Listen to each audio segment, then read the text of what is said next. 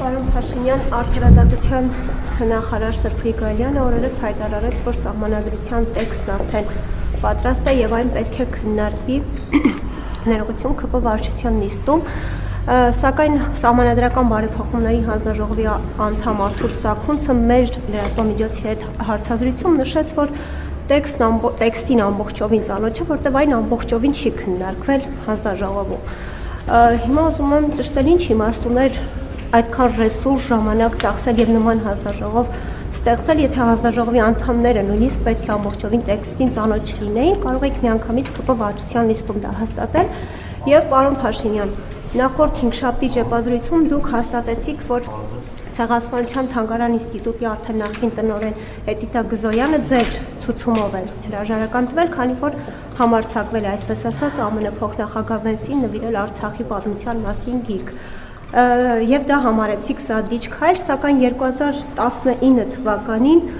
հոկտեմբերին Արցախը Հայաստան է եւ վերջ, այս ձեր հայտարարությունից 2 ամիս անց դուք Ռուսաստանի նախագահին նվիրեցիք ռուսաստանցի նախկին միջնորդ Վլադիմիր Կազիմիրովի հեղինակած Խաղաղություն Ղարաբաղի ներողություն աշխատությունը։ Չեք պատրաստվում մի հրաժարականի դիմումել դուք գրեք, քանի որ շատերը ձեր այս քայլը գնահատում են սադրիչ եւ ասում են, որ դուք եք սադրել 44-օրյա պատերազմը նման քայլով։ Շնորհակալություն։ Գիտեք ինչ 44-օրյա պատերազմը ով է սադրել, ով չի սադրել, կարծում եմ այդ հարցի պատասխանը տվել է Հայաստանի Հանրապետության ժողովուրդը 2021 թվականի արտահերթ խորհրդարանական ընտրություններում։ Ես ձեզ էլի ուզում եմ հիշեցնել, որ անդադ որ ասում եք չեք պատրաստվում հրաժարական տալ, չեք պատրաստվում հրաժարական տալ, ես 2 անգամ հրաժարական եմ տվել։ Մեկը 2018 թվականին, մեկը 2021 թվականին։ Այդ հրաժարականի արդյունքում հրավիրվել են արտահերթ խորհրդարանական ընտրություններ եւ այդ ձեր ասած իրադրությունները դրվել են ժողովրդի դատին եւ ժողովուրդը իր որոշումը կայացրել է։ Ինչ վերաբերվում է Ցեղասպանության թանգարան ինստիտուտի տնօրենի հետ կապված իրադրությանը, ամենայն հարգանքով, բայց ես էլի արձանագրում եմ, որ սա պետություն է, չի կարող ամեն առանձին պոակ վարել իր կամ հիմնադրամ վարել իր առանձին վերցրած արտաքին քաղաքականությունը։ Երբ որ Ամերիկայի Միացյալ Նահանգների փոխնախագահը այցելում է Հայաստանի Հանրապետություն, եկեք արձանագրենք, որ դա պատմական այց է եւ առաջին անգամ Միացյալ Նահանգների փոխնախագահը այցելում է Հայաստանի Հանրապետություն։ Ինչի շնորհիվ է այցելում Հայաստանի Հանրապետություն Միացյալ Նահանգների փոխնախագահը։ 2025 թվականի օգոստոսի 8-ին Վաշինգտոնում հաստատված խաղաղության շնորհիվ, հաստատված խաղաղության շնորհիվ։ Եվ մենք նախ գիրքը, որը նվիրվել է, կոչվել է Արցախյան հիմնահարց։ Դա կոնֆլիկտի մասին է։ Այսինքն խաղաղության համատեքստում եկած փոխնախագահին մենք ասում ենք, որ գիտեք ինչ, այդ խաղաղություն եւ այլն, հա ասեցինք, խոսացինք, բայց այնուամենայնիվ հիմնահարցը տեղում է, այսինքն կոնֆլիկտը տեղում է։ Ես էլի ուզում եմ հիշեցնել Սուրբ Մեսրոպ Մաշտոցի հայերեն առաջին թարգմանած տեքստը. ճանաչել իմաստությունը եւ խրատը, իմանալ հանճարի խոսքերը, ընկալել խոսքի բարդ դարձվածքները, հասկանալ ճշմարիտ արդարությունը եւ ուղղել իրավունքը, պարզամիտներին խորագիտություն եւ երիտասարդներին միտք ու հանճար տալու համար, որպեսզի դրանք լսելով իմաստունն ավելի իմաստուն լինի, իսկ հանճարեղը առաջնորդություն ստանա թափանցի առակների եւ խորին ասույթների մեջ, իմաստունների ճառերի եւ դրանց այլաբանությունների մեջ։ Ընդհանրապես ես կարծում եմ, որ մենք Մեսրոպ Մաշտոցի ուղերձը, այդ որ մենք ասում ենք մեր արժեքները, մեր ինքնությունը պետքա կարդանք։ Եվ այնպես անենք, որ երիտասարդությունն է կարդա, եւ ոչ թե այնպիսի բառերով եւ նախադասություններով դա մատուցենք, որ ոչ մեկ չհասկանա, թե ինչ է գրված։ Այո, ես կայացրել եմ որոշում, ես կայացրել եմ ճիշտ որոշում եւ յուրաքանչյուր պետական պաշտոնյա պետքա ինքը իրեն հաշիվ տա, որ կառավարության վարած քաղաքականություններին եւ որոշումներին հակասող գործողություն չի կարող անել։ որովհետև Հայաստանի Հանրապետությունը պետություն է։ Շնորհակալություն։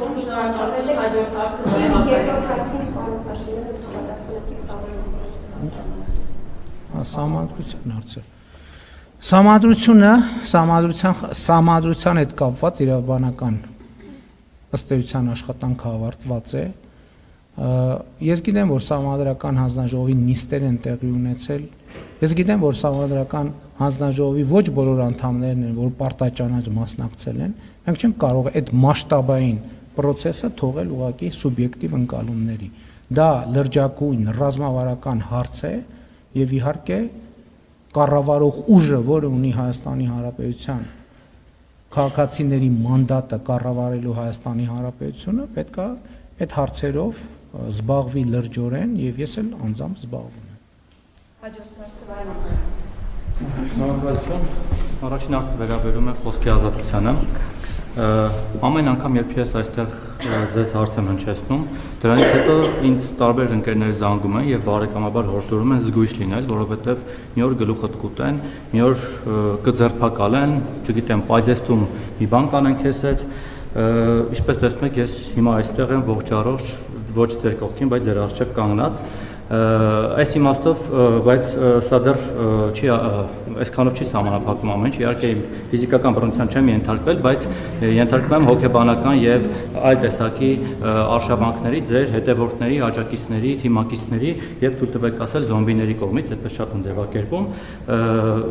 Նույնը տեղի ունենում նաեւ իդեպ Ռոբերտ Քոչյանի հետ կապված, երբ որ իր մասին մի թթու խոսք եմ ասում կամ հրապարակում, իր այսպես ասած զոմբիներն են հարձակում ին վրա եւ ինչպես ձերոնք են հայոյանքներ, սպառնալիքներ, սուր տեղեկություններ տահածում, այնպես էլ Քոչարյանի հետևորդները, աջակիցներն ու զոմբիները։ Եվ սա այն կոնտեքստում, երբ որ դուք կառավարությունը հռչակել է ծրագիր, որով պետք է ատելության խոսքի դեմ պայքարի, այսպես է պայքարում ատելության խոսքի դեմ, երբ միևնույն ժամանակ օրինակ հրապարակ թերթի խմբագիր ձեր նախկին գործընկերոջ մի 1 տարի առաջվա հրապարակման մեջ քննչական կոմիտեն չգիտես ինչու ինչ-որ սահմանադրական կարգի տապալման սպառնալիք էր տեսել, հետո որոշեց, որ պետք է կարճի։ Նույն ձև ձեր թիմակիցները խոսքի ազատության ճնշումների մեջ են ենթարկվում, 2 օր առաջ ես հրապարակել էի իմ լրատվամիջոցում, որ ՔՊ-ի ներքին խմբում չաթում, չգիտեմ դուք այդ չաթում կաք թե ոչ, Վահագն անունով մի կուսակցական հանդգնել էր դժգոհել Ռոմանոս Պետրոսյանից եւ նրա ղեկավարացիից, որովհետեւ ժամեր շարունակ բարբերաբար իրենք լույս չեն ունենում եւ նրան սաստել էր Էդգար Հակոբյան անունով պատգամավորը եւ ստիպած նա հրաժարվել էր դուրս էր եկել կուսակցություն չաթից, հավանաբար նաեւ կուսակցությունից։ Այդ ամեն ինչը ինձ մոտ կա, կարող եք տեսնել։ Սա մեկ, ինչպես եք վերաբերվում այս ամեն ինչի, ոնց եք պատասխանում զսպել ձեր հետևորդներին, եւ երկրորդը, ուրեմն դուք անընդհատ խոսում եք Արցախի այսպես էջը փակելու մասին, բայց ես ուզում եմ հիշեցնել 2021-26 թվականների կառավարության ծրագիրը, իդեպ այդ մասին գրառում եք կատարել ձեր նախկին փոխնախարար Գայանե Գաբրելյանը, որը իդեպ ձեր վարչապետի ակտիվ մասնակիցներից էր, եւ նշել է, որ դուք նախ այդ ծրագրին, որին դուք ամբողջ թիմով կողմ եք քվեարկել, Արցախ բառը օգտագործել եք 11 անգամ, Ղարաբաղը 7 եւ ծրագրից հատվածներ 1-2-ը կարդամ, երկար չէ։ Օրինակ Արցախի ժողովրդի իրավունքների եւ անվտանգության ապահովում, պաշտպանելու է Հայաստանի ու Արցախի շահերը Հայաստանի կառավարությունը, Արցախի հետպատերազմյան վերականգնում, ջանք չի խնայելու Արցախում արժանապատիվ եւ բարեկեցիկ կյանքի պայմաններ ստեղծելու համար, Արցախի իշխանությունների հետ համագործակցության խորացում, Արցախի հետ գործակցության նոր ձևաչափերի ստեղծում, Հայաստանի Հանրապետությունը շարունակելու է լինել Արցախի ժողովրդի անվտանգության երաշխավորը եւ այսպես շարունակ։ Դուք մի ծրագիր եք քվեարկել, որի ոչ մի կետ փաստորեն չեք կատարել, գոնե այս Արցախի մասով։ Հիմա դուք ինչ խոստում եք կատարել, ձեր հետև ընտրողներին ինչ եք խոստանալու։ Եթե մարդիկ գան ու ասեն, ես ձեզ ձայն եմ տվեք 21 թվականին, նայելով հենց այս ծրագիրը, նաև ձեր ՔՊ-ի կուսակցական ծրագիրը։ Հիմա դուք այս կետերից ոչ մեկը Արցախի մասով առնվազն չեք կատարել։ Հանուն ինչի պիտի ձեզ ընտրեն։ Կառավարության ծրագրում եւ ընդ որում կառավարության ծրագրի նախաբանում հստակ գրված է, որ Հայաստանի Հանրապետության ժողովրդի առաջ կառավարության ստանձնած մեծագույն պարտավորությունը տարածաշրջանում խաղաղության էջը բացելն է եւ խաղաղություն հաստատելը ըստ էության մեջբերում ես եթե բառացի չէ իմաստային ճիշտ է, այսինքն մենք հստակ արձանագրել ենք եւ ես ձեր ասածին տասնյակ անգամներով անդրադարձել եմ, այդ թվում կուսակցության 7-րդ հերթական համաժողովում ունեցած ընդարձակ ելույթում, որ մենք մի նախընտրական ծրագրով մտել ենք ընտրական process, որը եղել է այո ավանդական, հայկական, ԿՊ դրոպ ծրագիր, բայց մենք լրիվ ուրիշ ծրագրով դուրս ենք եկել, որովհետև այդ ընթացքում Հայաստանի Հանրապետության քաղաքացիները եւ հատկապես քաղաքացիներից այն հատվածը, ում ես պայմանականորեն անվանեցի սնուցող մայրեր, նրանք շատ կոնկրետ պատգամավոր են հանդես եկել, մեզ հորդորելով խաղաղությունը դարձնել բացարձակ առաջնահերթություն։ Երկրորդը Ղարաբաղի հետ կապված ոչ մի կառավարություն չի արել Ղարաբաղի համար այնքան, որքան արել է մեր կառավարությունը եւ դա թվերով տեսանելի եւ ապացուցելի է։ Եվ ուզում եմ արձանագրել, որ Հայաստանի Հանրապետության կառավարությունը ամեն ինչ արել է եւ ձեր ասած ուժերն էին, որ տոնում էին Ղարաբաղում իշխանություն վերցնելը, որ հեսա տեսեք ինչ ենք անելու եւ նրանց իշխանություն վերցնելու բոլորդ հիշում եք, ես իրադարձությունները չնկարագրեմ, ընդամենը օրեր հետո ամեն ինչ ավարտվեց։ Հիմա այդ ձեր ասած նույն ուժերը, բացարձակապես նույն ուժերը, նույնը ուզում են անել Հայաստանի Հանրապետության հետ։ Խորհրդարանական ընտրությունների արդյունքներով։ Բացարձակապես նույնը։ Մի միլիմետրի տարբերություն չկա նրանց մտադրությունների մեջ, այն ինչ որ նրանք արեցին, խորհրդարանում շնորհավորում էին իրար մարդիկ, որ Ղարաբաղում իշխանությունը վերցրել են, հիմա տեսեք ինչ են անելու։ Տեսանք թե ինչ են անելու։ Մենք հստակ ծրագիր էինք առաջարկել եւ այդ ծրագիրը մերժվել է հենց ձեր ասած ուժերի հորդորով եւ ուժերի ներկայացուցիչների կողմից, ովքեր Լեռնային Ղարաբաղում ստանձնել էին իշխանություն։ Եվ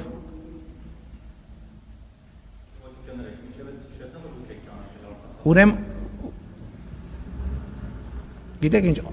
Լեռնային Ղարաբաղը միշտ եղել է Ադրբեջանի կազմում եւ Հայաստանի Հանրապետությունը միշտ ճանաչել է Ադրբեջանի կազմում, ուղղակի դա թաքցվել է։ 2 օր առաջ քաղաքաշինության կոմիտեի նախագահն եկել եւ հարցազեկություն։ Իմիջիայլոց այս բանից հետո հիշեք, որ հրապարակ ենք։ Եվ 2000 չեմ հիշում, որ 5, 6, գուցե 10, 15 կամ որևէ թվականին Հայաստանում տարա բնակեցման ծրագիրը հաստատելու process-ը տեղի ունեցել եւ կցված են փաստաթղթերը, որտեղ Հայաստանի Հանրապետության կառավարության փաստաթղթերը, որտեղ Հայաստանից արևելք հատվածները, Հայաստանի սահմանագծված է, այնպես ինչպես մենք արձանագրել ենք խաղաղության նախասահմանագրված համաձայնագրում, իսկ դրանից արևելք մեծ տառերով գրած է Ադրբեջան։ Դա Հայաստանի Հանրապետության կառավարության պաշտոնական փաստաթուղթն է։ Այս այդքան ակնհայտ բանը։ Մեր խնդիրն ինչ է, որ մենք ըստ էության Հայաստանի Հանրապետության ժողովրդից եւ Ղարաբաղի ժողովրդից էլ թաքցվել է իրողությունը։ Ինչի է թաքցվել իրողությունը։ Ինչի է թաքցվել 1996 թվականի Լիսաբոնի գագաթաժողովի իրողությունը։ Հիմա էլ փաստաթղթերը ամբողջությամբ հրապարակված են։ Էլ չկա այդ վայ հրապարակեք փաստաթղթերը։ Հրապարակված են փաստաթղթերը, բայ ուր են այդ փաստաթղթերի, ինչու աղմուկ չկա այդ փաստաթղթերի մասին։ Չկա, որովհետև ամեն ինչ հրապարակված է։ Ամեն ինչ հրապարակված է եւ ամբողջ ճշմարտությունը դրված է ժողովրդի առաջ։ Բայց այդ ճշմարտությունը դեռ ունի զարգանալու տեղ, որ այդ պատմությունը ընդամենը եղել է հետեւյալը. Հայաստանի անկախ պետություն լինելը թույլ չտալը։ Եվ այդ process-ը ղեկավարել են Լևոն Տեր-Պետրոսյանը, հետո Ռոբերտ Քոչարյանը, հետո Սերժ Սարգսյանը, հիմա էլ նրանց հարակից ռուսաստանա-բելարուսական օլիգարխներին են բերել, հասկանալով, որ իրենց քարտը մարված է, հիմա էլ ռուսաստանա-բելարուսական օլիգարխներին են բերել։ Իմիջայլոց, այդ որ ինչի այդ հանրային հաղորդակցություն ինչի տեղի չի ունենում։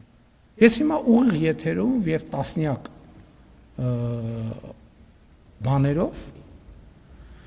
առիթներով, ես նույնիսկ մարդկանց հետ շփվում եմ ուղիղ եթերում։ Ինչի ով է զրկված ուղիղ եթերից։ Այդ որ մեկ էլ հիմա ասում են պրոբացիան պաշտոնապես հրապարակելա, որ կարող է Սամվել Կարապետյանը մտնել ուղիղ եթեր։ Կարող է թողը մտնի ուղիղ եթեր, ասի ինչ է ասում։ Այդ որ հարգելիները, հարգելիս։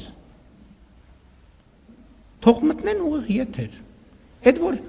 մի հատ էլ բան են անում, ասում են ուժեղի եւ թույլի հարց են բանանում, բարձրացնում։ Այդ մի հատ հասկանանք, այդ իրանք այդ ինչով են ուժեղ, մենք ինչով ենք թույլ։ Եթե կարան իրանք 30 անգամ ասենք ձգվեն այդ օլիգարխները, թող ուղիղ եթերում 30 անգամ ձգվեն, ես չեմ կարա 30 անգամ ձգվեմ, անկեղծ ձեզ ասեմ։ Բայց ես կարամ 100 կիլոմետր հեծանիվ քշեմ։ Թողան իրանք թող ձգվեն, ես հեծանիվ քշեմ, ես հեծանիվ քշելուց եմ ուղիղ։ Կարան ձգվեն, թող ձգվեն։ Ուրիշ ինչից են ուժեղ։ Ուրիշ ինչից են, ինտելեկտից են ուժեղ։ Թող մտնեն ուղիղ եթեր իրանց ինտելեկտը ցույց տան։ Թող մտնեն ուղիղ եթեր իրենց ինտելեկտը ցույց տան։ Թող իրենց ինտելեկտուալ կարողությունները ցույց տան, թող իրենց բառապաշարը ցույց տան։ Ես համոզված եմ, որ երկու օլիգարխներն են թույլիկ են։ Եվ վերլուծական մտքով, եւ բառապաշարով։ Եվ ես կարծում եմ, որ եթե դա որևէ մեկը ապացուցված չի համարում, դա շատ հեշտ է ապացուցել։ Իրանք ուժեղ են իրենց աշխատած փողերով, իրենց փողերը աշխատել են իրենց կոռուպցիոն պապաների միջոցով։ Իրանք թույլ են, որպես բիզնեսմեն, իրանք թույլիկ են ուղղակի։ Եվ իրանք հիմա հասկացել են ինչ։ Հասկացել են, որ տնտեսական դաշտը հավասարվում է, եւ իրանք հայտնվելու են եւ հայտնվում են շարունակաբար այն կարգավիճակում, ինչ կարգավիճակում արժանի են։ Այդ մարդիկ իրանց փողերի մի հսկայական մասը իրանց չի, օտար երկրյա կոռուպցիոն համակարգերինն է եւ իրանք ընդամենը կառավարիչներ են բավականին թույլ։ Այդ մարդիկ դուք հիշում եք բանի հանրահայտ Պրիգոժինի բանը կադրը Ռուսաստանի նախագահի առաջ Ռուսաստանի նախագահին ուտելիք մատուցել։ Այդ մարդիկ նույնիսկ առաջի դեմքերին չեն ուտելիք մատուցող։ Այդ մարդիկ 3-րդ, 4-րդական կարգի դեմքերին ուտելիք մատուցողներ են եւ եկել են Հայաստանում ուզում են ներկայանան որպես ուժեղ, ինչից են ուժեղ։ Ինչից։ Կարդացած են, ինտելեկտուալ են, թող ձգվեն 30 անգամ, ես կխոստովանեմ, որ իրանք ուժեղ են։ Ես չեմ կարող 30 անգամ ձգվել։ Կամ թող 100 կիլոմետր հեծանիվ քշեն։ Կխոստովանեմ, որ ուժեղ են։ Ինչ վերաբերում է ձեր առաջին հարցին, նախ եկեք արձանագրենք հետևյալը։ Եթե եկեք մենք կողմնորոշվենք, մենք ատելության խոսքը ուզում ենք համացանցում քրեորեն պատժելի դարձնենք, թե կամ որևէ ձևով պատժելի դարձնենք, թե չէ, որովհետև ընտրանքային, երբ որ համապատասխան մարմինները գործում են, հակառակ աղմուկն է տեղի ունենալու։ Այդ բուլինգը, որ կա համացանցում, այդ ինչ եք դուք ձեզ տենց առանձնահատուկ դափնիներ վերագրում։ Բոլորին չէ, բոլորիս։ Այդ ինչի, այդ ներողություն, այդ ինչի ոչ մի անգամ չեք նկատել իմ ընտանիքի անդամների, իմ մանկահասակ երեխաների, մեր թիմի անդամների նկատմամբ տեղի ունեցող բուլինգը։ Ինչի չեք նկատել, որովհետև ազնիվ չեք, որովհետև ոչ միայն ազնիվ չեք, այլև շատ կողմնակալ եւ կողմնապահ եք։ Ինչ վերաբերում է ձեր ասած ձեր սպառնալիքներին, որ դուք հերոսաբար կենթանի եք մնացել եւ եկել էստեղ կանգնել, ես ձեզ ուզում եմ մի գաղտնիք ասել։ Ձեր 90%-ը 2026 թվականի խորհրդարանական ընտրություններում քվեարկելու է մեր օգտին։ Գիտեք ինչի, որովհետեւ դուք ինձնից լավ գիտեք, որ հակառակ որևէ պարագայում այդ այսօրվա ընտրանքի իշխանություններից որևէ մեկի պայմաններում ձեզ այս նույն գործունեության համար սպառնում է հաշմանդամություն առնվազն։ Դուք դա ինձնից լավ գիտեք Եվ ես ձեզ բոլորիդ վերաբերվում ենք որպես մեր ընտրողի։ Դուք չեք կարող ուղղակի 2026 թվականի խորհրդարանական ընտրություններում մեր օգտին չքվեարկել, որովհետև հակառակ դեպքում դուք մինիմում մնալու եք անգործ, մաքսիմում ձեզ սպառնում է հաշմանդամության գուցե թեթև, բայց կար եթե շարունակեք օգտվել այնպես ձեր խոսքի ազատության իրավունքից, ինչպես հիմա եք օգտվում։ Ինչ վերաբերում է կոնկրետ դեպքերին, էլի ուզում եմ արձանագրել, որ գիտեք ինչ, ասենք մարդկանց ես աղմուկա, աղաղակա, ինչ որ հետապնդում են, կալանավորում են, հետաքրքրվում եմ ինչ է տեղի ունեցել։ Պարզվում է տեղի ունեցել այդ հայտարարությունն եմ անում։ Պարզվում է տեղի ունեցել հետևյալը, մարդուն հրավիրել են ասելու, որ վարույթը կարճվում է։ Հասկանում եք, օրենք կա, պետք է մարդուն տեղեկացնեն, որ վարույթը կարճվում է, ընթացակարգ կա։ Երկրորդը ասում են, որ բանա, խախայցով դիմելա դատարան։ Այսինքն դուք մտածում եք, որ կարա որևէ լրատվամիջոց գրի, որ Հայաստանի Հանրապետության վարչապետը աշխատակցի հետ ակնարկ կանի, որ Հայաստանի Հանրապետության վարչապետը աշխատակցի հետ իր սենյակում ինտիմ հարաբերություններով զբաղված ու դա պետք է մնա անարձակակ, ձեռ եք առնում։ Ու դուք խոսում եք արժեքների մասին։ Այդ մարդիկ են, որ չգիտես ում սենյակում, ում հետ ինչով են զբաղված, ուզում են ինձ անձի հարց չի ստեղ։ Ստեղ կարգավիճակի, այսինքն դուք ուզում եք ասեք, որ ես Հայաստանի Հանրապետության վարչապետի կարգավիճակը եւ Հայաստանի Հանրապետությունը չեմ հարգում, մտքներով է չանցնի։ Օրինական բոլոր ձևերով կստիպեմ, որ դրա հետևանքները կրի ով ուզում է լինի։ Որովհետեւ ինչպես հայտնի հերոսն է ասում, за державу обидно։ Ես անձնական խնդիր չեմ լուծում։ Վար Մակարյան, ունեք երջան մյուսը։ Բայց բացի մեզ սուր քննադատել եմ, ունի հաշմանդամ չեմ գալիս։ Հաջորդ հարցը Արմին։ Դուք ընտրելու։ Իսկ նախորդ ասուլիսի ձեզ թողեցի, Վար Մակարյան, չթողեցի, չէ, շնորհակալություն Արմին։ Դե ամսի 26 թվականի հունիսի 7-ին շատ կգնաք, կտեսնեք, որ մենք ընտրվել ենք, հանգիստ հետ կվերադառնանք։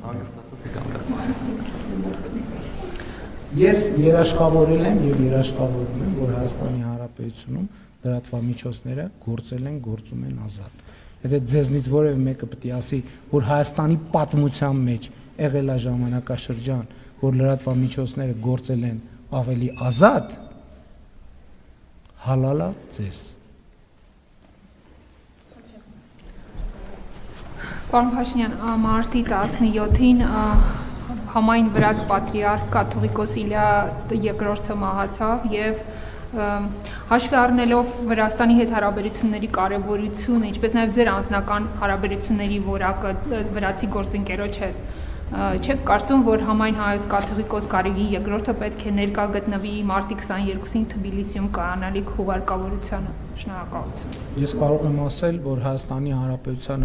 Հայաստանի Հանրապետությունը հուղարկավորությանը կմասնակցի ամենաբարձր մակարդակով եւ այսինքն ցավոք ես պատրաստվում եմ զանգահարել Վրաստանի վարչապետին, ցավակցել անձամբ եւ մենք ձևաչափը քննարկում ենք, թե ինչ մասնակցություն ունենանք, այլ ձևաչափերի մասին չեմ կարող ասել։ Ես Կտրիչ Ներսիսյանին չեմ ճանաչում որպես կաթողիկոս։